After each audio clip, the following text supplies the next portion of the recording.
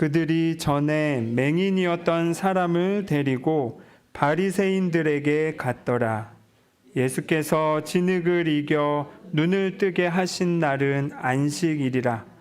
그러므로 바리새인들도 그가 어떻게 보게 되었는지를 물으니 이르되 그 사람이 진흙을 내 눈에 바르매 내가 씻고 보나이다 하니, 바리새인 중에 어떤 사람은 말하되 이 사람이 안식일을 지키지 아니하니 하나님께로부터 온 자가 아니라 하며, 어떤 사람은 말하되 죄인으로서 어떻게 이러한 표적을 행하겠느냐 하여 그들 중에 분쟁이 있었더라. 이에 맹인되었던 자에게 다시 묻되 그 사람이 네 눈을 뜨게 하였으니 너는 그를 어떤 사람이라 하느냐? 대답하되 선지자니이다 하니, 유대인들이 그가 맹인으로 있다가 보게 된 것을 믿지 아니하고 그 부모를 불러 묻되 이는 너희 말에 맹인으로 났다 하는 너희 아들이냐? 그러면 지금은 어떻게 해서 보느냐? 그 부모가 대답하여 이르되 이 사람이 우리 아들인 것과 맹인으로 난 것을 아나이다. 그러나 지금 어떻게 해서 보는지 또는 누가 그 눈을 뜨게 하였는지 우리는 알지 못하나이다. 그에게 물어보소서. 그가 장성하였으니 자기 일을 말하리이다. 그 부모가 이렇게 말한 것은 이미 유대인들이 누구든지 예수를 그리스도로 시인하는 자는 출교하기로 결의하였으므로 그들을 무서워함이로라.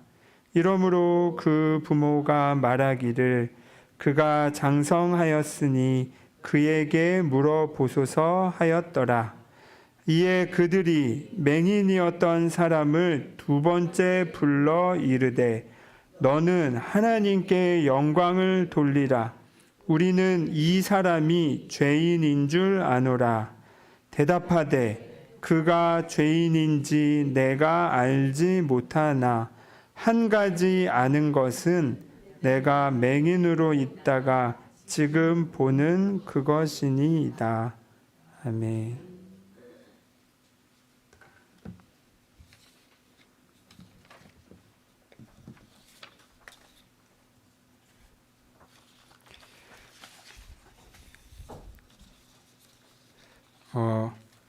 오늘 환경주일인데 제가 그냥 짧게만 언급을 먼저 하고 싶어요. 제가 환경에 대해서 잘 몰라요. 잘 모르고 그러니까 이런 이제 생태적인 삶에 대해서, 그래서 저는 좀 공부가 제 스스로 필요하다라는 것을 말씀드리고요. 우리가 차차 우리가 교회 내에서 지킬 수 있는 것들을 지혜를 모아서 하나둘씩 지켜갔으면 하는 마음이 있어요. 그래서 이런 생태교회, 녹색교회 이렇게 해서 아예 이렇게 뭐라 그러지?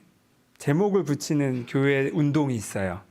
그러니까 우리 탄소 배출을 줄이기 위해 우리 교회는 이런 실천을 한다라고 몇 가지들을 지키는 것으로서 교회로서 함께 동참하는 거죠. 이런 부분을 우리가 이제 차근차근 우리도 할 수 있는 선에서 해나갔으면 하는 마음이 있습니다. 이거는 또 저도 좀 공부를 차근차근 하겠습니다. 다만 이제 생태적인 삶을 위해 제가 선명히 아는 것 하나가 있어요. 그건 뭐냐면 내가 하나님 안에서 행복해야 된다는 겁니다. 무슨 말이냐? 내가 불행할 때 어떤가요? 내가 막 짜증이 가득하고 내 욕구가 막 이렇게 얽혀 있고 내 안에 어떤 상처들이 많아서 나도 예민해져 있고 이럴 땐 옆 사람에게 어떻게 하나요? 보통 가장 사랑하는 사람들에게 가장 상처되는 말들을 나도 모르게 막 하잖아요. 내가 불행할 때 내 옆에 있는 사람을 나도 모르게 불행하게 만드는데 이게 눈에 들어오지 않는 거예요. 그러니까 내가 사랑하는 가족인데도 똑같아요. 패턴은. 이게 비단 사람뿐만 그러지 않아요. 환경에 대해서도, 내가 사는 세상에 대해서도, 혹은 그게 우리 국가에 대해서든 우리 사회에 대해서든 이 마음이 똑같아요. 내 안의 불행이 똑같이 이 세상에 대해서도 그 불행을 투사하게 되고 신경 쓸 겨를이 없어요. 그래서 저는 생태적인 삶을 살기 위해서라도 정말로 내가 하나님의 자녀로서 행복하게 사는 게 진짜 중요해요. 그냥 이게 없이 생태적인 삶을 살아야 한다라는 말은 해야 하는 것들만 늘어나요. 그럼 이렇게 마음의 부담이죠. 이 비닐을 내가 또 쓰고 있고, 이것도 내가 지키지 않고 있고, 막 이런 좋은 일을 하면서도 마음의 짐과 이런 게 쌓이면서 해요. 근데 내 안에 행복감이 가득하면 기꺼이 하고 싶어져요. 기꺼이, 이렇게 아름다운 꽃이, 이렇게 아름다운 우리 이 고성 앞바다, 볼 때마다 진짜 난 보물이라고 생각해요. 보물이다. 어제도 어디지 손님이 와가지고 어제 무남해변을 다 보고 있는데 서울에서 온 손님한테 얼마나 아름답냐. 이 손님도 자기가 이제 점점 고성으로 오게 된다는 거예요. 진짜 내 안에 사랑이 가득하면 아름다운 것을 보고 지키고 싶은 마음이 저절로 드는 게 당연하듯이 그냥 이것 하나는 여러분이 잘 기억하셨으면 합니다. 그만큼 여러분도 아름답다는 뜻이에요. 아름다운 사람들이 아름다운 세상을 만드는 겁니다. 우리 계속 요한복음 9장 이야기 쭉 나누고 있습니다. 어떠세요? 지난주 이 눈먼 거지의 이 청년의 이야기 좀 마음에 싹 다가오시나요?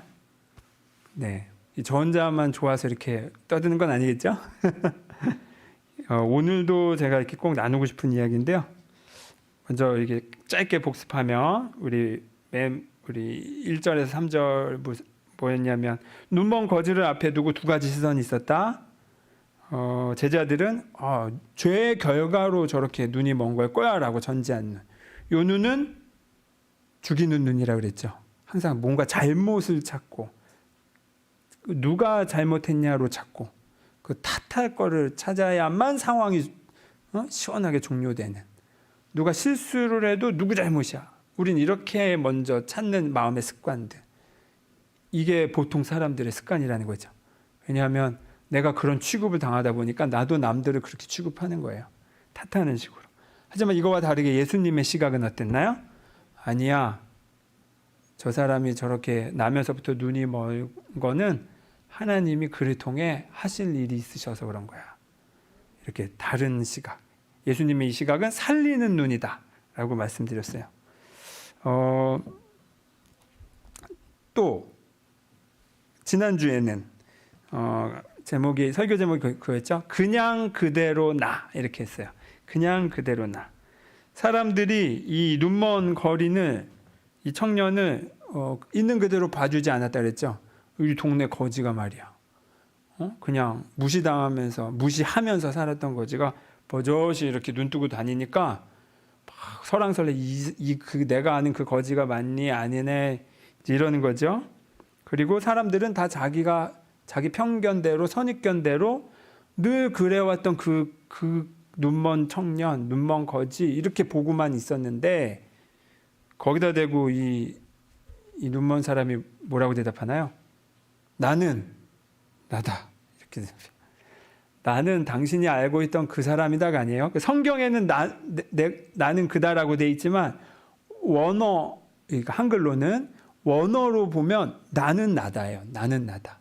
그러니까 좀 이런 부분은 번역이 좀 아쉽죠. 나는 나다.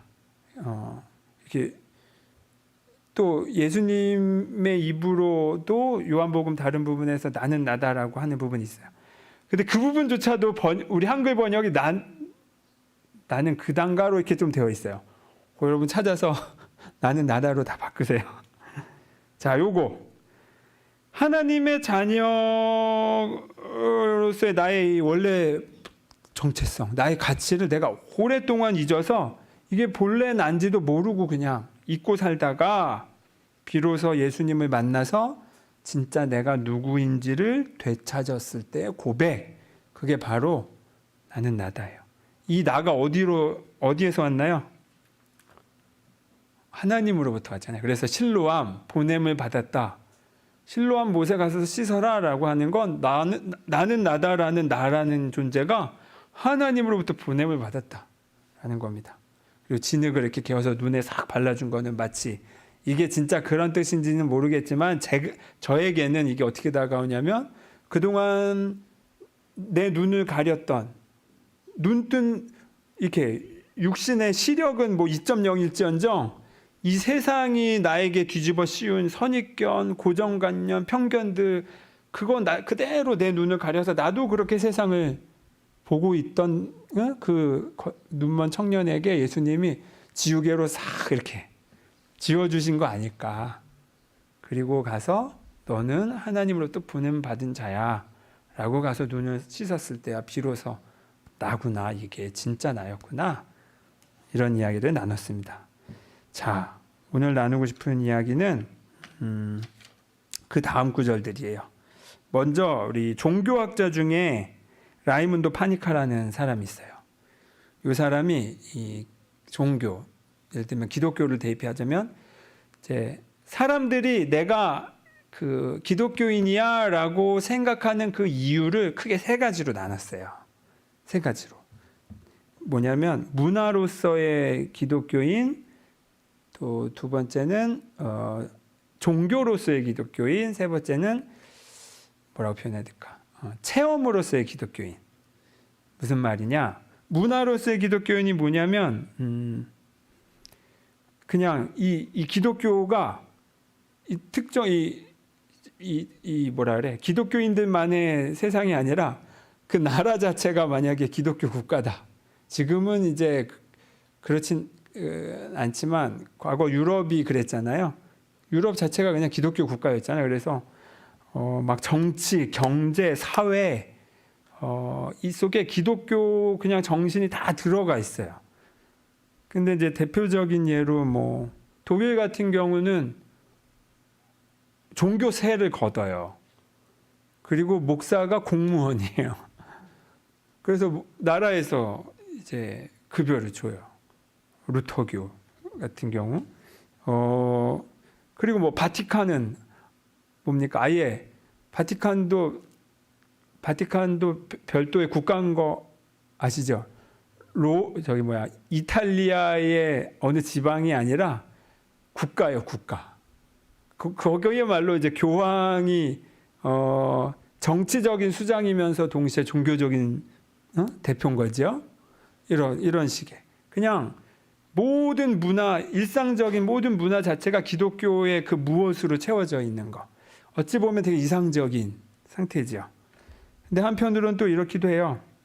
우리나라 불교 신자들이 그렇게 절에 자주 가냐 하면 그냥 부처님 오신 날 한 번 가는데도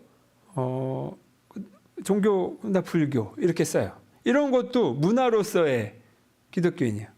어찌 보면 제가 더 절을 많이 갈 수도 있어요. 산책하기 좋으니까 그런 사람, 나는 기독교인인데 근데 이제 요런 거 우리도 마찬가지죠. 내가 교회를 안 다녀도 내가 예배 출석은 안 해도 내가 모태 신앙이었어. 어려서부터 쭉 자라왔어. 그럼 종교란에 그냥 기독교 이렇게 이런 것도 문화로서의 기독교인의 정체성인 거예요. 그냥 자연스럽게 젖어들어 있는 나의 일상.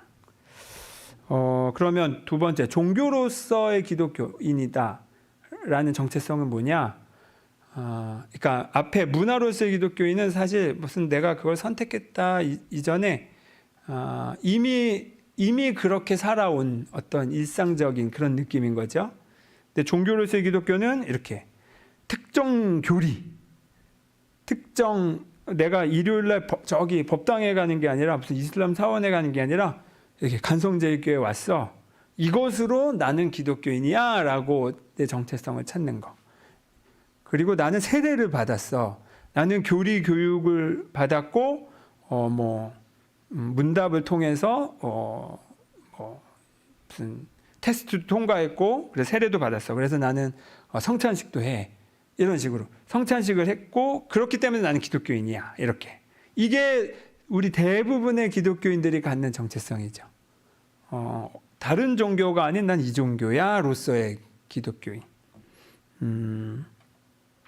그럼 세 번째는 뭐냐면 체험으로서의 기독교인이라고 했어요. 체험으로서의 기독교인.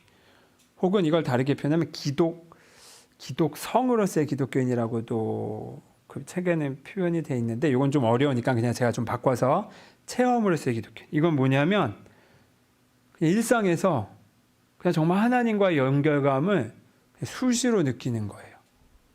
이렇게 예배를 드리든 아니면 나 혼자 집에서 기도를 드리든 아니면 산책을 하든 이렇게 뭐 꽃을 보면서 예뻐하든 친구랑 대화를 하든 어떤 순간이든 순간순간 야, 참 고맙다. 와, 하나님이 참 이렇게 나와 함께 하시는구나. 이렇게 수시로 하나님과 연결감을 느끼는 것으로서 내가 기독교인이라고 생각하는 사람이 있어요. 여러분은 이 중에 어디에 속하시나요?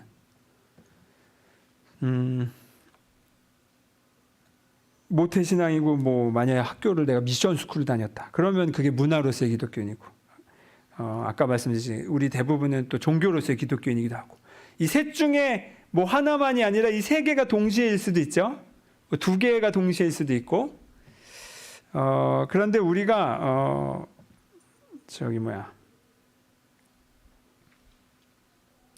이런 게 있어요. 저는 고2 때까지는 문화로서의 기독교인이었어요. 그냥 모태신앙. 전 태어날 때부터 우리 할머니 때부터 그리스도인이셨으니까 그냥 당연하다는 듯이 교회를 다녔고 당연하듯이 교회에서 놀았고 살았고 그냥 그거 아닌 다른 걸 경험해 본 적이 없어. 그냥 익숙한 숨쉬듯한 그런 자연스러운 거였죠. 그리고 신학교를 고등학교 이후로부터 신학교 동안은 저는 물론 고등학교 전에도 종교로서의 기독교인의 정체성도 있죠. 근데 그보다는 사실 저에게는 더 컸던 건 그냥 늘 다녔던 거니까 다녔던 교회예요. 근데 이제 한 고등학교쯤 돼서 이제 머리가 크고 내가 왜 기독교인인가 좀 생각도 하고 세례 받으려면 교리도 막 배우고 하니까 이제 조금씩 교리를 알아가면서 그때부터 저는 이제 종교로서의 기독교인이었어요. 그런데 이게 신학교 때까지 쭉 가죠. 신학교 때는 이제 대놓고 교리를 배우니까 그리고 막 교단마다의 차이도 막 배우고 뭐가 이단이네, 뭐가 정통이네, 막 이런 거 가르고 이제 막 이런 걸 배워요. 그래서 나는 저게 아닌 이거야. 예를 들면 우리가 또 장로교라는 것도 여러분 이 역사가 있어요. 지금이야 이제 크게 중요한 것 같지 않지만 왕년의 장로교는 어찌 보면 감리교와는 이렇게 서로 이렇게 사이가 좋을 수가 없는 그 뿌리가 있어요. 지금이야 우리가 뭐 그런 게 있습니까? 없죠. 네, 뭐 예를 들면 이런 거 차이도 배우고 이때는 이제 종교로서의 기독교. 근데 이제 그 다음에 저의 경험은 심지어 신학을 공부했어도 공허감이 와요. 이게 뭐지? 이렇게 뭐 굳이 그냥 머리로는 많이 알지만 근데 그 머리로 많이 아는 것으로는 채워지지 않는 게 있어요. 그게 뭐냐면 이제 체험으로서 이제 기독교인인 거죠. 내가 늘 하나님과 연결되어 있다라는 이 느낌이 없다면, 저는 그래서 이제 신학교 가서 말씀드렸듯이 처음부터 다시 시작했다 그랬잖아요. 내가 이게 교리는 아는데 이게 그냥 외우라 그래서 외운 거지 내가 이해는 안 되는 건 거죠. 이게 내 경험의 언어가 아닌 거예요. 그래서 제가 그때는 과감하게 예수가 왜 그리스도인가? 그리스도는 이제 구원자, 뭐 메시아 이런 뜻이잖아요. 내가 언제 죽을 뻔한 적도 없고 내가 언제 뭐 살려달라고 했나? 제가 이렇게까지 생각하고는 예수님 뒤에다 그리스도를 빼버렸어요. 그래서 저는 그냥 예수 이렇게 말하면서 다녔어요. 그때 제가 그러니까 일부러 내가 알고 있던 지금 신앙의 내 믿음과 가치관들이 생각들이 이게 내게 아니라 다 바깥에서 온 거구나.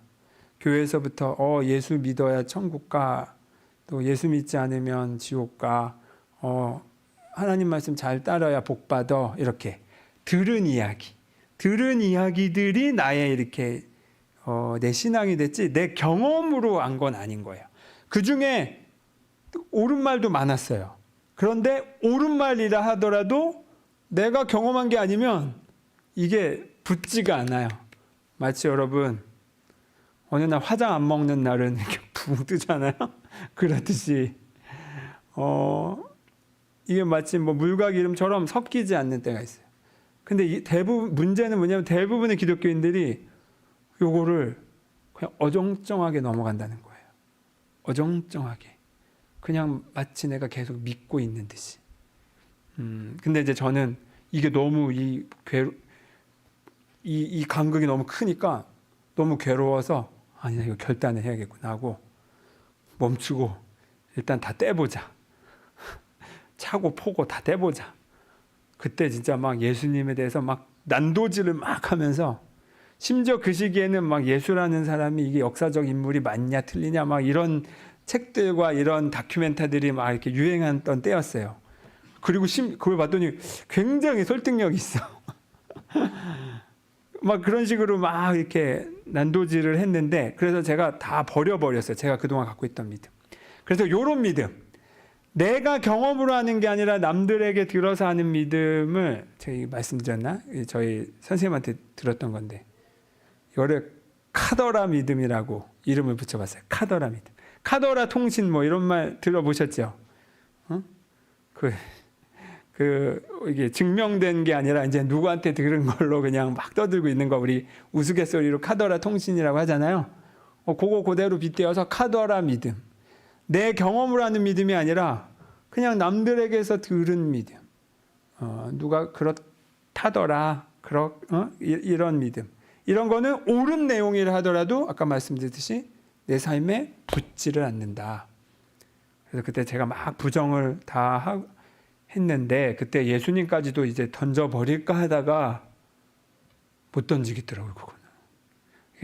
예수님이 뭘 못 던지겠냐면 다 제가 이게 믿을 만한 일이야 이렇게 다 의심하는데 지금 이런 요한복음 9장 같은 이야기 또 삭개오 이야기 이런 거 또 그 간음 중에 붙잡혀 와서 돌판매질 당할 뻔한 여성 이야기 이런 이야기들은 이게 아무리 이런 이야기를 예수님이 허구의 인물이고 이런 이야기를 지어냈다 하더라도 이건 굉장한 이야기인 거예요. 그러면 이 이야기를 이런 이야기를 쓸 만큼의 어떤 그 엑기스가 있다는 거잖아요. 그렇다는 건 그런 사람이 있을 수밖에 없다는 거고, 이렇다 이 정도라면 이 예수라는 분은 내가 이게 버릴 수가 없겠다. 이분은 정말 내가 기독교인이 아니어도 내가 이분은 좀 궁금하다라고는 제가 딱 디딜 수 있는 그 발판이 그거였어요. 그래서 제가 그때 그리스도는 뗐는데 내가 아직 그건 경험이 안 돼서 예수라는 분은 내가 버릴 수가 없구나. 그럼 이 분을 내가 계속 좀 알아가야겠다. 다시 처음부터. 이렇게 시작했어요. 이렇게 시작한 게 이제 저는 체험으로서의 기독교인을 시작한 거죠. 물론 그 전에도 체험은 있었어요. 고등학교 때도. 이렇게 방언 받았을 때 어떤 그 경험이 있었어요. 뭐 놀라운 경험들 등등등. 자, 이 얘기를 왜 하냐? 오늘 이 성경 이야기를 보면 이제 나는 나다라고 고백하고 이제 눈을 뜨고 오니 눈먼 사람, 눈이 멀었던 사람, 이제 딱 나타나서부터 이 이후의 이야기예요. 제가 지난주에도 짧게 말씀드렸지만, 야, 우리 동네에 나면서부터 앞이 안 보였던 사람이 눈을 떴대라고 하면 당연히 우리가 생각하기에 첫 반응은 와, 대단하다. 와, 잘 됐다. 참 안타까웠는데 그 사람이 그렇게 눈을 떴다니, 야, 다행이다. 감사한 일이야. 가 나오는 게 정상일 것 같지만 벌어진 일은 여러분 오늘 읽었듯이 뭐였나요? 싸움이 붙었어요. 싸움이. 이 사람이 그 사람이 맞냐 틀리냐 서로 이렇게 실랑이를 벌이고, 그래서 그런데 하필 예수님이 이 눈 멀었던 청년을 고친 게 안식일이어 가지고 율법을 어겼어. 근데 이 율법을 당시에 안식일을 어긴다라는 건 구약 때부터 내려온 율법으로 따지면 안식일 안 지켜서 돌로 던져서 죽여 라고 할 정도의 중대한 위법행위였어요. 범법행위. 그런데 버젓이 그걸 어겼으니까 그것 때문에 또 논쟁이 붙은 거야. 아니, 저 사람 안식일을 어겼기 때문에 나쁜 놈이야, 죄인이야. 또 한쪽에서는 아니야, 사람의 눈을 뜨게 해줬는데 그게 죄인일 리가 없지 않겠어? 이렇게 싸움이 붙은 거예요. 그래서 당사자들 불러요. 이 눈 멀었다 뜬 이 청년을 불러다가 물어요.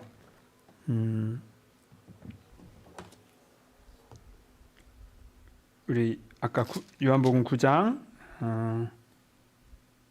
17절에 다시 묻되 그 사람이 내 눈을 그 전에 16절에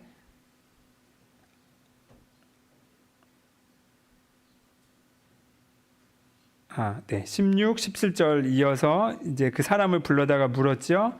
그러니까 이 거지, 눈 멀었다 뜬 이 청년의 대답이 뭐였냐? 그 사람이 진흙을 내 눈에 발라서 실로암 못에 가서 씻게 했더니 내가 눈을 뜨게 됐습니다. 그리고 물어요. 너는 그 사람을 누구라고 생각하냐? 바리새파 사람들이 물어요. 그랬더니 대답이 그분은 예언자입니다. 왜냐하면 이런 일을 할 사람들은 예언자밖에 없다라고 생각하니까. 예언자라는 요 문화가 당시 이스라엘에게는 좀 중요한 문화였어요. 우리 구약 성경에 예언서가 따로 있잖아요. 뭐 에스겔, 뭐 등등등, 이사야. 그러니까 예언자들의 문화가 강해요. 그래서 분명히 예언자일 거야. 이 눈먼 거지가 알고 있는 선에서는 제일 가까운 사람이 예언자인 거예요. 자, 그리고 이 바리새파 사람들은 그 대답을 듣고 탐탁치 않았어. 그 대답이. 그럴 리가 없어요. 죄인인데. 안식일에 범법을 했는데. 그래서 그의 부모를 불러다가 다시 한번 물어요. 따져서 물으니까 19절에 부모가 대답하죠. 20절에 이 사람이 우리 아들이 맞고요. 나면서부터 눈먼 거 맞습니다. 그런데 지금 어떻게 해서 보는지 또 누가 그의 눈을 뜨게 하였는지는 우리는 모릅니다. 본인에게, 우리 아들에게 직접 가서 물어보세요. 그가 다 컸어요. 이렇게.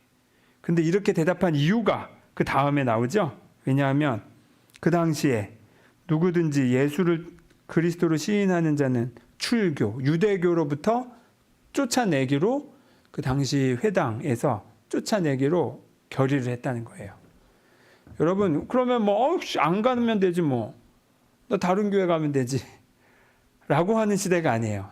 이 시기에 이 이스라엘은 종교와 정치가 하나이기 때문에 종교에서 축출된다는 건 그 사회로부터 축출된다는 거예요. 그 발붙일 틈이 없는 거예요. 내가 먹고 사는데도. 그러니까 굉장히 무서운 일인 거죠. 그러니까 겁을 먹고 부모로서 자기 아들을 비호해 주는 게 아니라 부모 본인이 피해를 입을까 봐 아들한테 그거를 떠넘긴 거예요. 좀 씁쓸하죠. 자, 아까 말씀드렸지 이 상황들. 소경이 이렇게 눈이 멀었던 사람이 눈을 떴는데 이 생명다운 기적에는 관심은 없고 율법을 어겼다는 사실에만 매몰돼서 죄인이니 아닌지 하나님의 뜻을 어겼느니 이런 것만 떠들고 있다는 겁니다. 사랑은 빠지고 말과 열심만 남은 종교의 참혹한 현실이에요. 자, 지금 기독교는, 우리 개신교는 어떻습니까? 사랑 혹시 이러진 않나? 사랑은 빠지고 말과 교리와 열심만 남은, 제가 전에 말씀드렸잖아요. 그 본질에 대한 그거 없이 열심이기만 하는 경우가 굉장히 고쳐지기가 힘들다고. 본인이 옳다라고 생각하기 때문에 이게 남들의 말에 귀가 들어오지 않아요. 심지어 그리고 다른 사람에게까지 그 영향을 끼쳐요. 완장 차는 거예요, 여러분. 신앙의 이름으로 남들에게 피해를 그렇게 주는 겁니다. 이게 우리가 진짜 깨어 있어야 돼요. 차라리 교리를 모르고 사랑을 하는 게 나아, 그럴 바에는. 그리고 그건 사랑을 없는 채 교리만 따지는 거는 그 교리도 제대로 이해하지 못하는 거기도 해요. 자, 그래서 이 바리새파 사람들이 부모에게 물었는데 또 듣고 싶은 대답을 못 들으니까 다시 두 번째로 그 거지 청년을 불러요. 그리고 24절에 두 번째로 묻는데 뭐라고 하냐면, 너는 하나님께 영광을 돌리라. 우리는 이 사람이 죄인인 줄 아노라. 이 사람은 예수님을 뜻해요. 질문을 하는데 예수님이 누구냐라고 이제 질문을 두 번째로 하는데 답을 정해놓고 질문하는 거예요. 예수 저 인간은 죄인이야. 자, 물을게. 너는 예수가 누구라고 생각해? 이렇게 하는 거예요. 이거는 질문이 아니라 윽박 지르는 거죠. 이거는 협박하는 거예요. 니가 거지가 뭘 한다고 예수 편을 들어? 입 닥치고 우리가 아니라고 하면 아닌 줄 알아 라고 하는 거예요. 종교의 이름으로, 신앙의 이름으로. 여기서 저라면 깨갱하고, 아니 저기 그냥 저는 이러면서 말꼬리를 흘렸을지도 몰라요. 쫄아서. 그런데 25절에 이 거지, 이미 나는 나다라고 한 사람이잖아요. 이미 이전에 그 사람이 아니에요. 그러니까 25절에 대답을 해요. 그가 죄인인지 내가 알지 못하나, 이렇게 한 가지 아는 것은 내가 맹인으로 있다가 지금 보는 그것입니다. 예수라는 사람이 죄인인지 아닌지 나는 몰라요. 나는 처음 봤는데, 근데 이분이 내 눈을 뜨게 해 주신 거는 맞아요. 내가 아는 거, 내가 아는 한 가지는 이거예요. 자, 보세요. 이 거짓 청년은 예수님 편을 드는 게 아니에요. 예수님의 편을 든다면 그는 죄인이 아니에요 라고 대답했겠죠. 근데 편을 들지도 않아. 그렇다고 해서 내가 협박을 받고 있기 때문에 자기의 그 경험을 부정하지도 않아. 딱 더하지도 덜하지도 않고 자기가 경험한 것, 내가 아는 것만 딱 말해요. 그리고 바로 여기에서부터 시작을 한 겁니다. 이 사람은. 자기가 느낀 그대로의 예수님을 이야기했던 겁니다. 잘못된 그 선입견에도 휩쓸리지도 않고 그 군중 심리에 휩쓸려서 협박받아서 거기에 끌려가지도 않았어요. 있는 그대로 내가 경험한 만큼만 표현했다는 거. 나와 예수님 사이에 그 어떤 남들이 대신 얹은 그 카더라의 말들이 없던 거예요. 딱 내가 경험한 것부터. 바로 신앙이란 요렇게 시작을 하는 겁니다.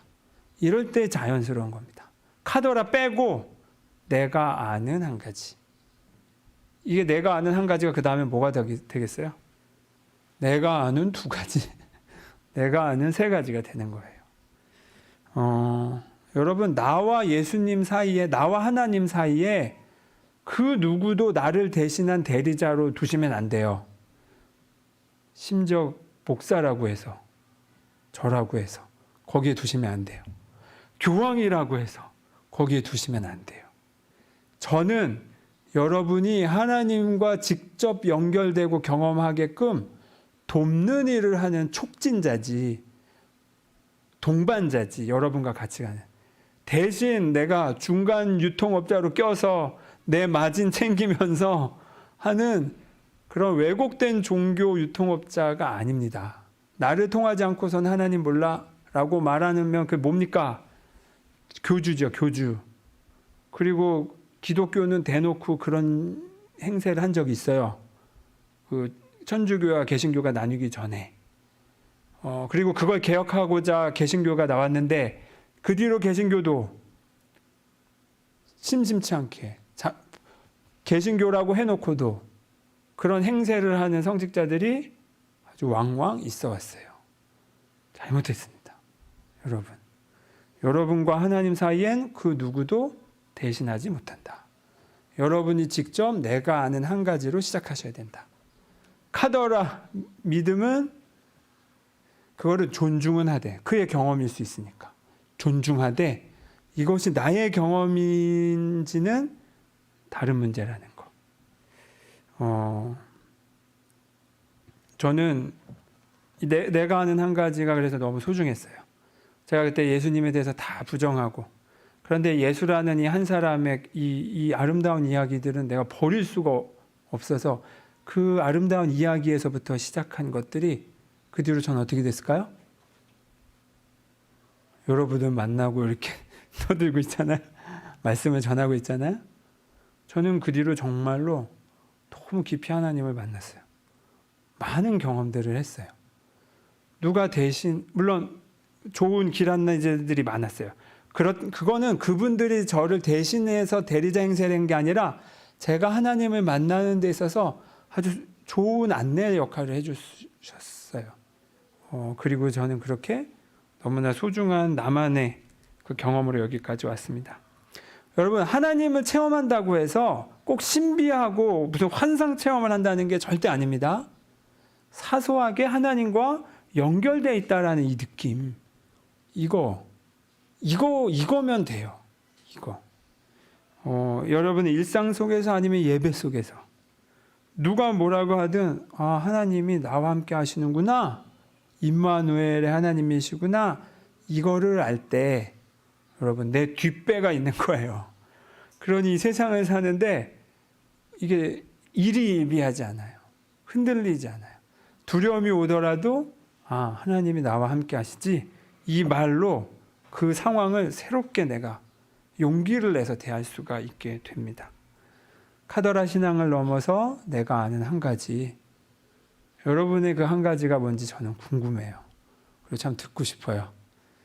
좋은 때에 이 자리에서 여러분의 그 한 가지를 나누는 자리도 제가 마련해 보겠습니다. 기도하겠습니다.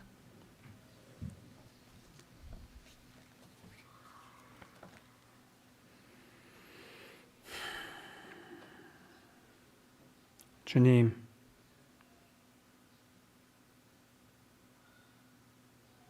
언제까지 남이 한 말을 그게 내 것인 양 착각하며 살겠습니까? 그런 삶 자체가 지속될 수가 없습니다.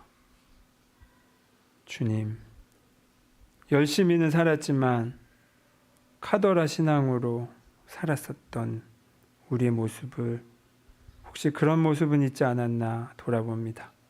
그리고 겸손히, 어쩌면 괴롭지만 정직하게 내가 아는 한 가지는 무엇일까 물으며 거기에서부터 시작할 때에 주님, 내 안에 진실하게 우리를 만나주시고 늘 하나님께서 나와 함께 하셨음을 우리가 매 순간순간 경험하며 살아가게 하옵소서.